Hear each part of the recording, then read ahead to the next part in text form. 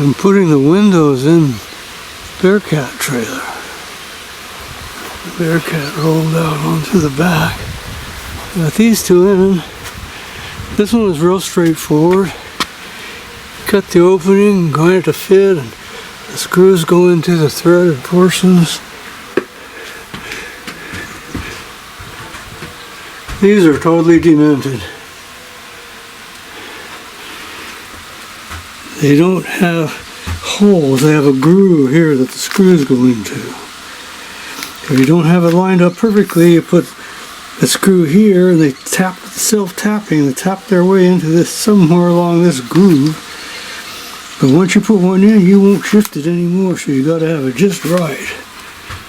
And that was a struggle. And I was watching the videos wondering, where do these things go and what do they do? And some of them were snapped in here.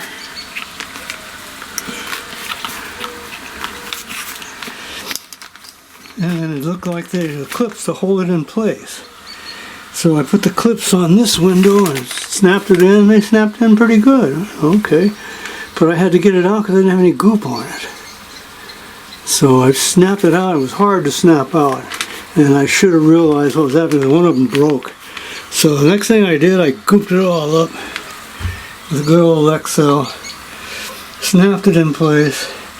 And two of these things broke. Actually, three of them broke. So then I had broken pieces in the goop in between the lip and the body. And I had to take it all off, dig the pieces out of the goop, re-goop it back up. So I found out exactly where these go. And that's where they go. And what I did here, I got some 1-inch foam insulating board. But the gap in here is almost 1.25 inches, about 1 3/16. So I cut some pieces, 1 3/16, and by the 1 inch wide, and shoved them up in here with a little Excel to hold them. So now I got to go in there with this and grind everything out until this lip on here just fits in there to center this thing up. Well, I'm going to try something. I got this taped on here, the inner ring taped on. Line up as best I can with that groove. I've got a drill the same size as the drill on this screw. So I'm just going to punch a hole centered in there. So these will have a place to go into. I wish they'd have done it like that originally, but they didn't. And I got that pretty much ground out where the ring fits in. And then I'm going to use my drill here. I'll drill a hole. I'll drill a hole touching this edge here, one over here, and then in those corners up there, and then one at the top. And then I'll center my pattern up on those holes coming through the outside, trace around it, and then I'll be ready to take that piece of metal out. And I use my cutoff wheel there. There's the inside of the windows.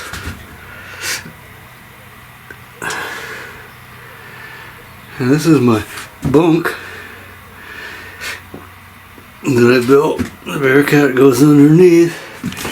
These walls are just pressed wood, so they won't take any weight. So what I did, I built a freestanding support system under there, and I've got 4 2x12s going across. Right now this is the upholstery workbench. I'm building seats. It's 2-inch foam. I got 2 layers for the seat part. That'll be 4 inches thick, and the back will be 2 inches. And I'm covering it with this diamond complete vinyl stuff. I'm just going to staple it on. Best thing I found for cutting the foam is a good sharp Bowie knife. I forged this one out of leaf spring over 30 years ago. But yeah, it goes right through the foam. It's not beautiful, but it doesn't have to be. It's getting wrapped with vinyl. All it has to be is cushion my butt and my back. So there's the new Lazy Boy. And I've got my workbench across the front. My Harbor Freight toolbox is bolted down to the bench, and again I did the same thing. It's a freestanding support so that the floor supports all the weight. The walls don't have to take any of the weight. So my molding up there to seal the opening up there to keep the bugs and the mice out. Yeah, so the Bearcat's home, and my home when I'm on the road. I changed the oil over from, it's broke in now. I figure I changed the oil over from break-in oil to AMSOIL, a small engine, full synthetic. So now I have to check my spark plug and adjust the valves, and I'll be ready to go. The second Florence is coming up next month. The corners are the hardest to do. You just cut a bunch of stuff off of it, extra stuff. And then what I'm doing here, I don't want it bunching up on the sides because then it'll make it has to fit in between the body. So what I'm doing here is I'm bunching it up on the front and the back. I'm going to bring the sides in and stapling it in here. Then this is going underneath that, and I'll bring this over and staple it. This will all tuck in under that. So the bunching will be done on the front and the back, not the sides. Yeah, that's the plan. I think it'll be alright. Cut a little piece off here so I could get this in there without it buckling down here. So anyway, that's going to tuck under there. This is going to come over and everything's stapled down. Then I should have a seat cushion. Well, that's it. I think that'll work. I can get rid of this thing. Adirondack chair cushion. I ordered this off of Amazon just before last year, so I would have a seat. This has an angle on the back, straight on the front. See if this will work.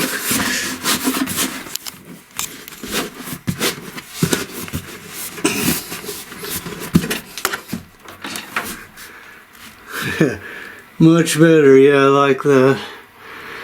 Now to do the back, I'll have a new seat. Much better. I like it. It looks better than that other thing. So yes, that will work just fine. And now I have my bunk.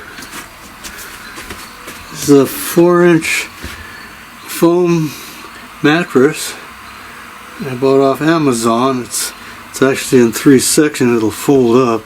It came all rolled up tight, and it was just a cylinder, not even maybe a little over ½ inch thick. And after 2 days, it grew up to its 4-inch. And it's got a layer of memory foam on top of the main foam, which is high density, and it's very comfortable. You sleep good on that. And different from the air mattresses. I hope it doesn't leave me on the boards by morning. So anyway, yeah, looking forward to trying that out. And this is exciting too. I've got a new carburetor, a 24mm PWK, and I like this idle adjustment. I'm having trouble keeping the idle adjusted. It keeps changing on me. And then this one has this power jet up here. Right here. There's a tube that goes right down to the float bowl, so when you open it up, because there's a lag when you open these up, and this gives it a shot of gas when you first open it up. So maybe make me off the line a little better. And it's got this nice idle adjustment. So yeah, I'm swapping it out. It's the new manifold. It's aluminum. So yeah, that's the project now. I got plenty of jets, so I can rejet it if necessary. This is the old PZ22.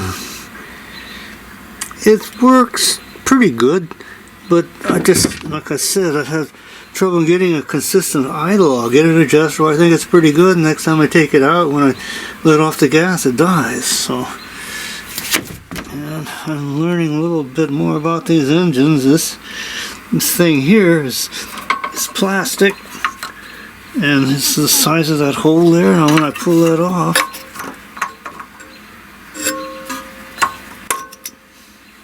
the size of that hole, it's a D-shaped hole. It's much bigger than the other hole. This shows it pretty well. And the new manifold is D-shaped, and I got a new gasket.